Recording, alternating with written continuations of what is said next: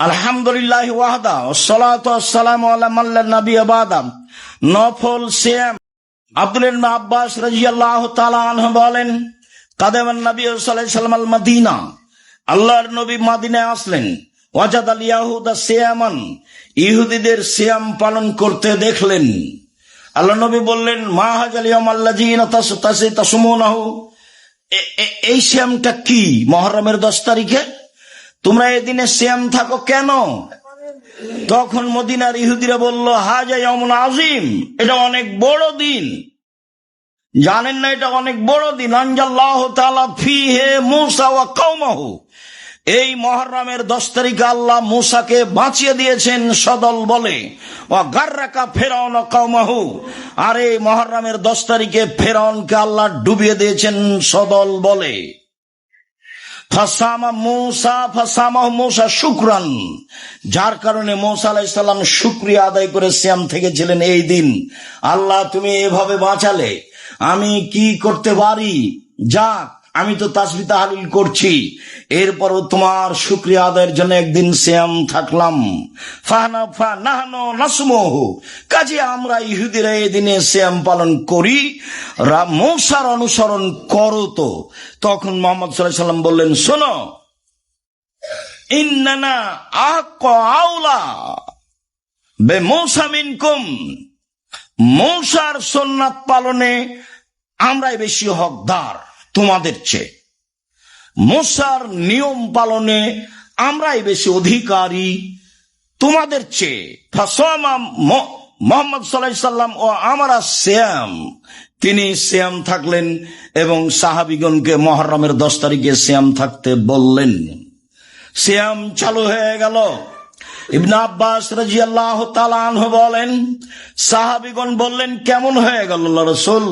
আপনি দিন রাত, হাজা ইয়াউমুন আযীম, এটা হচ্ছে ইহুদিদের বড় দিন, আপনি দিন রাত বলছেন ওদের বিরোধিতা করতে হবে, ওদের বিরোধিতা করতে হবে। তো আপনি যখন তাদের দিন মেনে নিলেন, তাহলে তো অনুকূলে হলো, বিরোধিতা কোথায় হলো? তখন রাসূল সাল্লাল্লাহু আলাইহি ওয়াসাল্লাম বললেন, শোনো, লাইন বাকিতো সানাতাল কাবিলা, আমি যদি সামনে বছর বেঁচে থাকি, লাসুমান্না তাসিয়া, তাহলে মুহররমের 9 তারিখও সিয়াম থাকবো। মুহররমের 9 তারিখ হবে বিরোধিতা, আর 10 তারিখ হবে শুকরিয়া। যার কারণে মুহররমের সিয়াম দুটা হয়ে গেছে, দুটাই করতে হবে। 11 হাদিস ঠিক নয়। মুহররমের 2 দিন সিয়াম পালন করুন। হাফসা রাদিয়াল্লাহু তাআলা আনহা বলেন, রাসূল সাল্লাল্লাহু আলাইহি ওয়াসাল্লাম 4টা কাজ জীবনে ছাড়তেন না। 1, সময়ামে আশুরা, মুহররমের 10 তারিখের সিয়াম। 2, ওয়াল আশরা, যুলহিজ্জার 1 থেকে 9 পর্যন্ত সিয়াম। 3, সালাসাতা ইয়ামিন মিন কুল্লি শাহরিন, প্রত্যেক মাসে 3টি। 4, রাকাতাইনে কাবলা ফাজরে, ফজরের পূর্বে 2 রাকাত সালাত কখনো ছাড়তেন না। বাড়িতে ও সফরে আল্লাহর নবী 4টা জিনিস কখনো ছাড়তেন না। 1, মুহররমের 10 তারিখের সিয়াম 9, 10। 3, যুলহিজ্জার 1 থেকে 9 পর্যন্ত সিয়াম। 2, 3, প্রতি মাসে 3 দিন। 4, ফজরের 2 রাকাত সুন্নাত। যদি মনে না থাকে তাহলে সময়ে মোবাইলে দেখে যন্ত্রের মাধ্যমে অবগত হয়ে যাবেন। আমিও আপনার সহযোগিতায় প্রস্তুত রয়েছে ইনশাআল্লাহ। সম্মানিত দিনী ভাই বোন, বলছিলাম মুহররমের সিয়াম। আবু হুরায়রা রাদিয়াল্লাহু তাআলা আনহু বলেন, রাসূল সাল্লাল্লাহু আলাইহি ওয়াসাল্লাম বলেছেন, আফজালুস সিয়াম বাদা রমাজান শাহরুল্লাহিল মুহররম, রমাজানের পরে সবচেয়ে উত্তম সিয়াম হচ্ছে মুহররমের সিয়াম। আবু হুরায়রা রাদিয়াল্লাহু তাআলা আনহু বলেন, রাসূল সাল্লাল্লাহু আলাইহি ওয়াসাল্লাম বলেছেন, সিয়ামু ইয়াউমে আশুরা আহতাসিবু আলাল্লাহি আইয়ুকাফিরা আসসানাতাল্লাতী কাবলাহু, আমি আশা করি মানুষ যদি মুহররমের 10 তারিখে সিয়াম থাকে, তাহলে তার অতীতের 1 বছরের পাপ ক্ষমা হয়ে যাবে। মুহাম্মদ সাল্লাল্লাহু আলাইহি সাল্লাম বলেন, ওয়াহতাসিবু সিয়ামু ইয়াউমে আরাফা, আমি আশা করি মানুষ যদি আরাফার একদিন সিয়াম থাকে, তাহলে আইয়ুকাফিরা সানাতাল্লাতি কাবলা ওয়া সানাতাল্লাতি বাদাহু, আগে পরে 2 বছরের পাপ ক্ষমা হবে। সম্মানিত দিনী ভাই বোন, বুঝছিলাম মুহররমের সিয়াম, অবগত হচ্ছিলাম আরাফার সিয়াম। আবু হুরায়রা রাদিয়াল্লাহু তাআলা আনহু বলেন, রাসূল সাল্লাল্লাহু আলাইহি সাল্লাম বলেছেন, মান সামা রমাজানা সুম্মা সামা সালাসাতা আইয়ামিন মিন কুল্লি শাহরিন কানা কাসিয়ামিদ দাহরি কুল্লিহি, কেউ যদি রমজান মাসে সিয়াম থাকে এবং প্রতি মাসে 13, 14, 15 3 দিন সিয়াম থাকে, তাহলে তার সারা বছর সিয়াম পালনের নেকি হবে। উল্লেখ্য যে চন্দ্রের 13, 14, 15 হয় উত্তম, যা আগে থেকে জানি। উল্লেখ্য যে কারণবশত আগে পিছে হয়ে গেলে কোনো সমস্যা নেই, বুখারী মুসলিমের হাদিস। উল্লেখ্য যে মহিলারা ঋতু হওয়ার কারণে 13, 14, 15 থাকতে পারলো না, ওই চন্দ্রে যেদিন সুবিধা হবে সেদিন থাকলেই হবে, এটা হাদিস মুসলিম। তাহলে 13, 14, 15 ভালো, না পারলে মাসে যে কোনো একদিন হলেই হবে, সবই সহিহ হাদিস। বলছিলাম প্রতি মাসে 3 দিন সিয়াম। রাসূল সাল্লাল্লাহু আলাইহি সাল্লাম বলেন, ইবাদতের জগতে সবচেয়ে উত্তম হলো যুলহিজ্জার 1 থেকে নিয়ে 10 পর্যন্ত ইবাদত, যার কারণে আমরা বাছাই করেছি যুলহিজ্জার 1 থেকে নিয়ে 9 পর্যন্ত সিয়াম থাকবে সারা পৃথিবীর যারা যেখানে বসবাস করে তারা। তবে হাজিদের জন্য না হয় ভালো, বিশেষভাবে আরাফার দিন। সম্মানিত দিনী ভাই বোন, তারা অন্য দিনে থাকতে পারে, তাদের ইচ্ছে, তবে আরাফার দিন থাকা লাগবে না। রাসূল সাল্লাল্লাহু আলাইহি সাল্লাম ছিলেন না।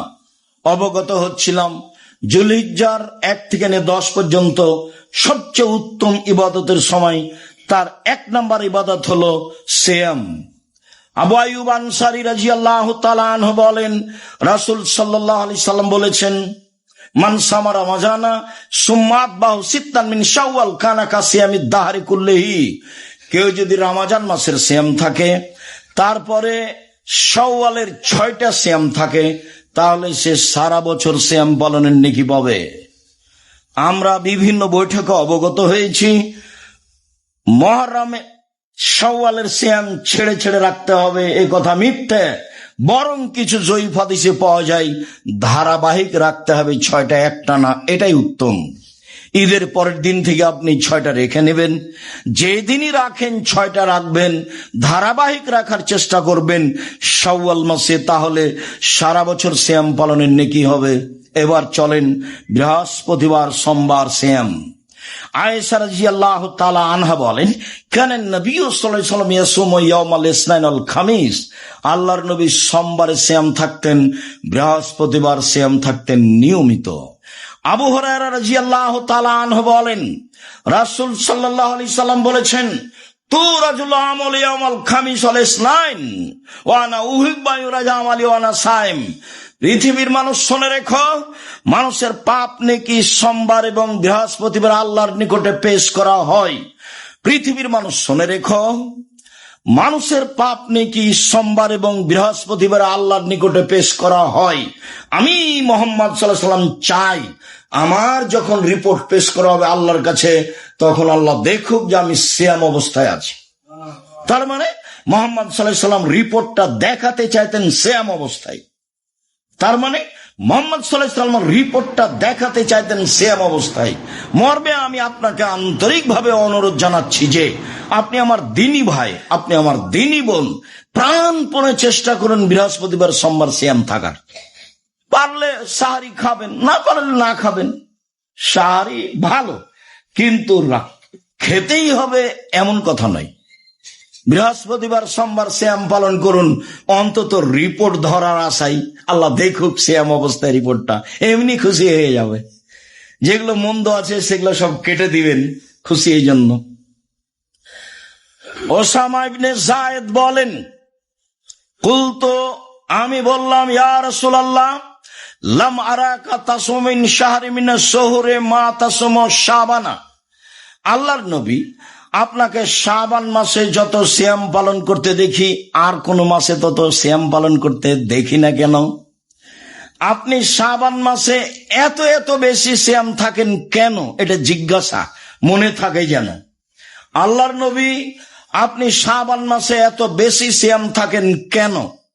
তখন আল্লাহ রসুল বলছেন, শোনো, শাবান মানে রজব ও রমাজান, শাবান একটি মাস, রজব ও রমাজানের মাঝে 27 রজব সিয়াম থাকলে পাপ হয়েছে, 27 রজব মেরাজ দিবস হিসাবে রোজা থাকলে পাপ হয়েছে, এটা বিদআত। এ ব্যাপারে কোনো হাদিস নেই।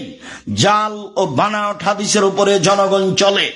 এক শ্রেণীর মহিলা বৈঠকে বলছে, বুবু তুমি 27 রজবে রোজা থাকো, এই দিন মেরাজ হয়েছে, তাতে কি হবে? রাসূল সাল্লাল্লাহু আলাইহি ওয়াসাল্লাম রাখেননি, রাখতে বলেননি, যা আছে তা মানুষের বানানো কথা। অতএব 27 রজবে রোজা থাকলে পাপ হবেই হবে, তার নাম বিদআত। শেষে আর ইবাদত কবুল হবে না যতদিন তওবা না করবে এবং এই পাপ থেকে ফিরে না আসবে। পক্ষান্তরে রাসূল সাল্লাল্লাহু আলাইহি ওয়াসাল্লাম বললেন, রজব এবং রমজানের মাঝে একটি গুরুত্বপূর্ণ মাস শাবান। এক ফলে না মানুষ তা থেকে বেখিয়াল থাকে। পৃথিবীর মানুষ শুনে রেখো, তুরাজুল আমল ইলা রাব্বিল আলামিন, বাৎসরিক রিপোর্ট পেশ করা হয় শাবান মাসে।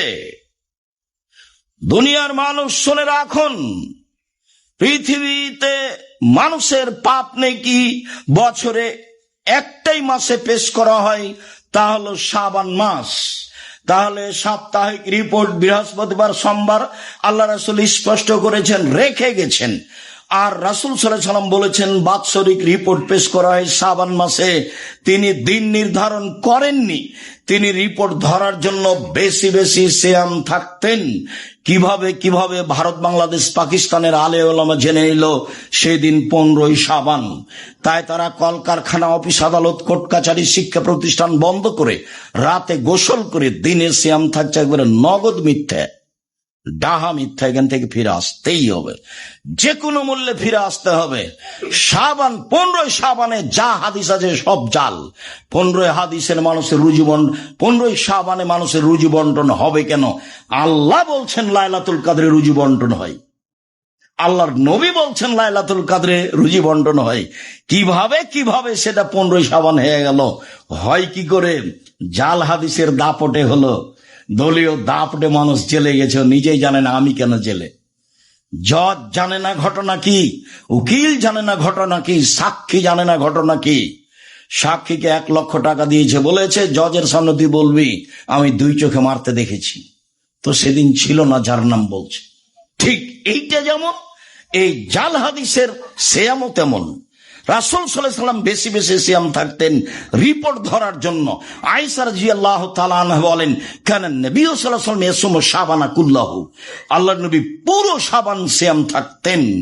উম্মু সালমা রাদিয়াল্লাহু তাআলা আনহা বলেন, লা ইয়াসুমু শাহরাইনি মুতাতাবিআইনি ইল্লা শাবান ওয়া রমাজান, আল্লাহর নবী পরস্পর 2 মাস সিয়াম থাকতেন না, তবে শাবান রমাজান।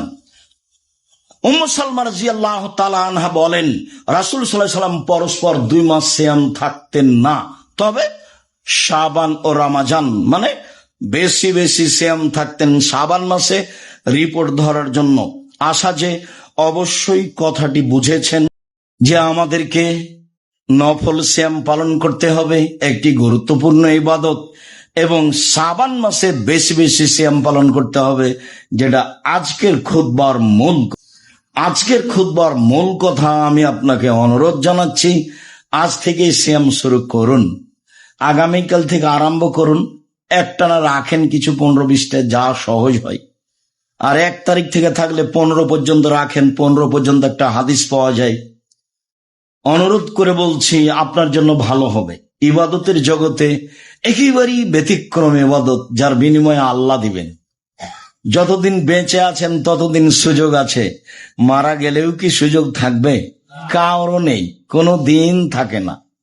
কে কি করবে তা একটু বাস্তব সমাজের অবস্থা দেখে বুঝতে পারছেন। চলে গেলে সব পথ বন্ধ হয়ে যাবে। আমি আপনি তো এটাকে বিশ্বাস করি যে মরলে বিচার হবে, এটুকু তো আমরা বিশ্বাস করি। আল্লাহ আছে, এটা তো বিশ্বাস করি। মানুষকে কবরে রেখে আসছে, কবরে শাস্তি হয়, এটা তো আমরা বিশ্বাস করি, না দেখে মেনে নিয়েছি, তারই নাম ইমান। তা আমরা তো এইভাবে বিশ্বাসী, তাহলে আমরা একটু চেষ্টা করি না? যারা বলছে কিছুই না তারা চুপচাপ থাকতে পারে, কিন্তু আমি আর আপনি তো এভাবে বিশ্বাস করি না। আমরা তো একবার অন্তর থেকে বিশ্বাস করি যে আল্লাহ একজন আছেন, তার কোনো শরীক নাই। মানুষের জীবন আছে, মানুষের মরণ আছে, মানুষের কবর আছে, মানুষের জাহান্নাম আছে, মানুষের জান্নাত আছে, বিচারের মাঠ আছে। এগুলো তো আমরা বিশ্বাস করি, এতে আমাদের সন্দেহ নেই।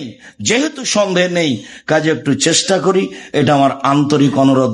সম্মানিত দিনী ভাই বোন, এরপরে কয়েকটি জরুরি কথা আপনাদের সাথে। তার প্রথম কথা হলো এই যে গাড়ি অ্যাক্সিডেন্ট হয়েছিল, এ কথাই ঠিক। 8টা, 8:30টার দিকে গাড়ি বড় ধরনের ক্ষতিগ্রস্ত হয়েছে, এইটাই ঠিক। তা আল্লাহ আমাদেরকে একেবারেই নিরাপদে রেখেছেন, মানে আমি কোথাও ব্যথাও পাইনি। তো আলহামদুলিল্লাহ, আল্লাহর হাজারো বার আলহামদুলিল্লাহ বলি। তার শুকরিয়া আদায়ের জন্য আর কোনো ভাষা থাকলে সেটাও বলতাম, কিন্তু আমাদের তার কিছু জানা নাই। রাসূল সাল্লাল্লাহু আলাইহি সাল্লাম বিচারের মাঠে আল্লাহর প্রশংসার জন্য নতুন শব্দ আল্লাহ তাকে শিখিয়ে দিবেন, তখন সেই শব্দ দিয়ে আল্লাহর প্রশংসা, সেই শব্দ দিয়ে মুহাম্মদ সাল্লাল্লাহু আলাইহি সাল্লাম আল্লাহর প্রশংসা করবেন। এখন আমাদেরকে আল্লাহর নবী শিখিয়ে দিয়েছেন আলহামদুলিল্লাহ, আফজালুদ দুআয়ে আলহামদুলিল্লাহ। অতিরিক্ত আমরা সিজদায়ে শুকর আদায় করতে পারি। আল্লাহ তোমার শুকরিয়া আদায় করি সিজদা করে, যা তোমার মুহাম্মদ সাল্লাল্লাহু আলাইহি সাল্লাম আমাদের নিয়ম বলে গেছেন যে খুশি হলে মানুষ সিজদা করে শুকরিয়া আদায় করতে পারে। এটা একটা পদ্ধতি রাসূল সাল্লাল্লাহু আলাইহি সাল্লামের পক্ষ থেকে। তারপরের কথা, লন্ডন সফরে যেটা বুঝলাম, এর আগেও বুঝেছিলাম, একদিন বলেছি, তাতে মানুষের যেটা আদব কায়দা চাল চলন, যেটা রাসূল সাল্লাল্লাহু আলাইহি সাল্লাম বলেছেন, এটা তারা নিয়েছে। আর তাদের নিতে এবং মানতে সমস্যা নেই, এই জন্য যে তাদের কাছে শয়তান নেই। শয়তান তো ওখানে কোনো কাজ পায় না, কি করবে তাকে? পর্দাতে চালালেই কি, নামাজ পড়ালেই কি, আর না পড়ালেই কি, ওখানে কোনো কাজ নাই তাদের।